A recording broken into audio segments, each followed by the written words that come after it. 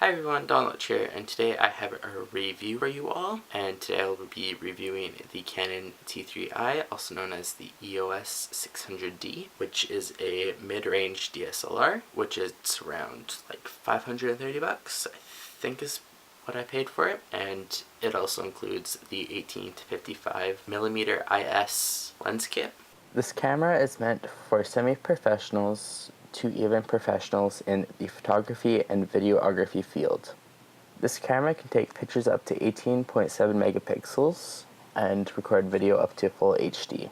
The camera features a Canon EF mount, which is meant for a variety of different lenses. Within the camera, you have an SD card slot, which is compatible with SD, SDHC, SDXC, and a Wi-Fi enabled iFi SD card. Along with the SD port, you have a port for mini HDMI, a 3.5mm stereo mic, a wired remote, an AV out, and USB 2.0 port. The camera also features a pop-up flash and a mount for an external flash. The camera also features a swiveling 3-inch LCD screen. If you take in effect only the body and not the additional lens, the camera is only 5.2 inches by 3.9 inches by 3.1 inches and weighs in at only 18.2 ounces. The camera is also rocking an LP-E8 battery, which from my personal usage can give me about 4 hours of picture taking and or 1 to 2 hours of video recording.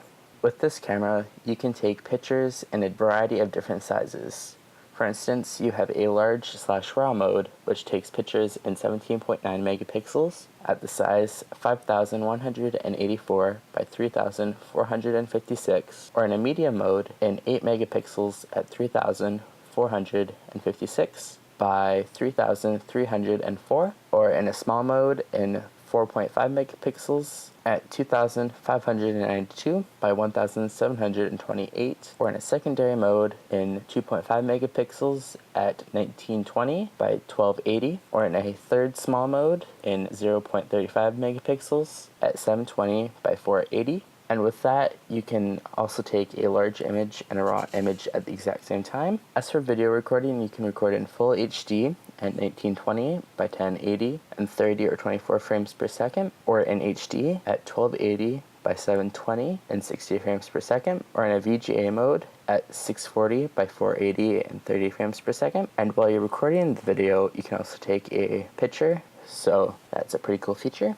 And the ISO ranges from 100 to 6400 and also features an auto mode. And with the camera, you also have autofocus and auto exposure modes, which is most relevant with different recording modes that you can go in. For instance, auto depth of field, auto exposure mode, manual exposure mode, aperture priority, auto exposure mode, shutter priority, exposure mode, program auto exposure mode, scene intelligent auto mode, flash off mode, creative auto mode, portrait mode, landscape mode, close-up mode, sports mode, night portrait mode, and movie mode. And with that, you also have a variety of different picture style settings from auto, standard, portrait, landscape, neutral, faithful, monochrome, or black and white, and 3 different user defaults. And with that, you also do have a variety of white balance options, such as auto, daylight, shade, cloudy, tungsten light, white fluorescent light, flash, and custom.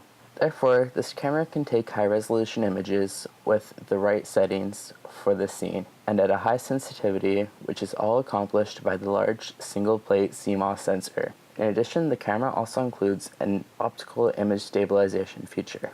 From my personal experience with the T3i, it didn't disappoint me. It has beautiful picture and video quality along with build quality. It is very easy to grip and hold. However, with that being said, at times I found that the camera was slightly too heavy to hold and carry around for a large period of time. All this means is that in the long run, one might need to use a tripod a little more. Also, I found the mechanical and OS sounds such as shutter and menu clicks could be a little loud at times. Furthermore, for a person that is just starting out, the menus can be a little intimidating and a little hard to navigate through. With that being said though, once you get used to how the operating system works, it can be very handy and creates a better image. Other than these small issues, This camera is well worth the money. One feature that I appreciate is the fact that it features a swiveling LCD screen. This may be a small note, but it really improves the effectiveness of framing shots properly at a more complex angle. Some of the pros include the swiveling LCD screen, the picture quality, the video quality, build quality, the grip, different shooting modes, the picture styles, the white balance options, and the changeable lenses. However, some of the cons include that it's heavy, loud, and tricky to navigate. I would recommend this to anyone who is looking for a mid-range digital SLR that is starting out with photography and videography and that has about $600 laying around. Overall, I would give this a 4.4 out of 5 star rating, with style getting 4 out of 5, features getting 5 out of 5, picture and video quality getting 5 out of 5, operating system getting 3.5 out of 5, and price getting 5 out of 5. Thanks for watching. I hope you all enjoyed this review. Please feel free to read my full in-depth review over on my site. The link will be annotated somewhere around the screen somewhere. Or you can also go look in the description box down below. I'll link that there.